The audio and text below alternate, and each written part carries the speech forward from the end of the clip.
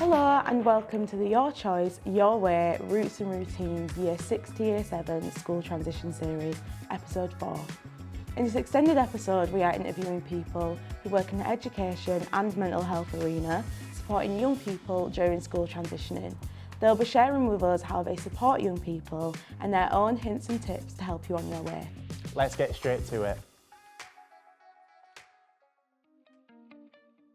Hi, I'm Alice. I am a mental health in schools practitioner for North Point Wellbeing. My name's Jo Coop. I'm team lead in the Bradford Mental Health Support Team. Help school get to know you.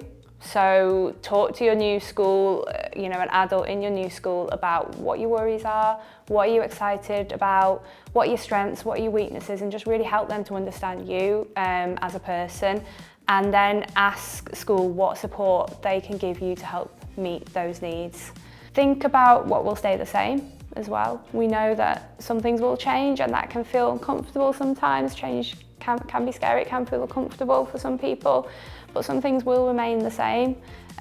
So think of these things as stepping stones across the river, which will then help you adapt to the new things. And finally, be prepared. When you know your timetable, try writing a checklist out of the things that you need to take that day. So, what day do I need to bring my PE kit? What day do I need maths equipment? And then write yourself a checklist, and then you can use that checklist then when you're packing your bag. And get into the habit of packing your bag the night before, because when you're rushing in the morning, that's when you're likely to forget things as well. So yeah, try and be as prepared as possible and try and plan for that. Before the child goes and starts at the school, it's really important that they do visit the school. Now, they will be having the transition days with school, okay, and any additional that you feel that your child needs because of their needs. However, then you've got the 6-week holidays.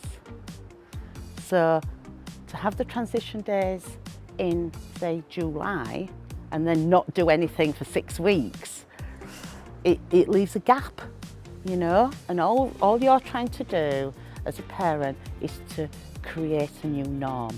So I would recommend that throughout the 6-week holidays that you do actually take your child up to their new school. And I'd also suggest that you do like a practice run. So if your child, so let's say you're getting up early in the morning, so whatever time your child's going to be having to get up now to start big school, set the alarm, so that they're getting into that routine. Take them to the school at that time in the morning throughout the holidays on some occasions, just so that they know what to expect. Yeah, so that's like creating a norm. Self-soothe box is another good resource. So this can be a really helpful tool. I've got an example, mine's just a plastic box, but I'm sure you could do better than that. So the idea is that in the box you fill it with things that help to soothe you, that help you to calm down and regulate yourself. And then the idea is that when you're stressed or dysregulated, you can take something out of the box to help ground you and to help you relax and feel better. So some examples I've got in here are things like squishy ball, therapy band, which is quite nice for kind of pulling. I've got some nice smelling hand cream, some Play-Doh. I've got a notebook so I could, write things down or draw pictures. And I've also got some like positive kind of tips for sort of good well-being. So that could be a really nice activity you could do over the summer holidays and lead up to secondary school. So then you've got that resource ready for when you do start high school. Parents are the expert of their own children. That's the top and tail of it. They know their own children. They know if their children is likely to manage a change or not. And if not, I would always advocate for parents to go into the school and speak to the teacher, thinking about it in advance. So I would suggest about sort of May time to be speaking to the teacher. If you're worried about your child, speak to the teacher and ask to see their transition plan. Ask to find out what is it that my son or daughter is going to be doing as part of their transition. And like I said, it's not for us to say what your child can manage. You know your child. So you as the expert, it's important that you share that with the teachers there. There's so many things that can be done, but that's a really, really good starting point to express your concerns. And it might be that you might be able to share with school that actually your son or daughter is worried and they haven't picked up about that at school. And that happens a lot, because what happens is the children can often mask their feelings at school, but then at home, in their home, loving, safe environment, it can all come out. So it's really important to communicate that with the teachers.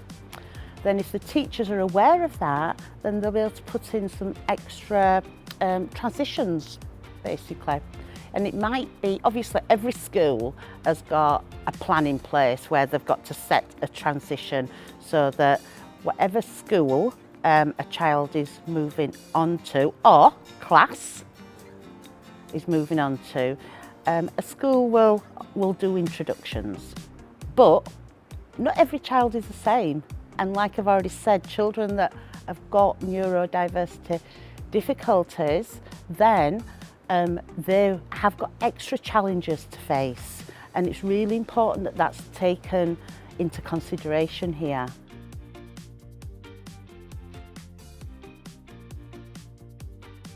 I would recommend that you ask to speak to the head of year. Ask to speak to the head of year in the school, so obviously if it's moving up to year 7, the head of year 7, and then explain to year 7, actually my child is not managing this transition. The school would then talk and find out what are the difficulties here. We as a school, can we do anything that can alleviate that? Okay, what can we do? Would it help if we as a school met your son or daughter in the morning, or just so we could break the ice? Is there anything that school could do to help? Because actually, year 7 to year 11, you know, it's a long, long time.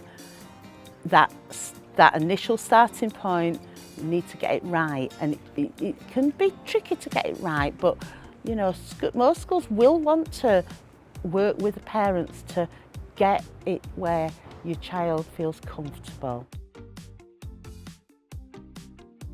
Every child is different, you know, every child has got different needs, and we must all keep that central in our thinking.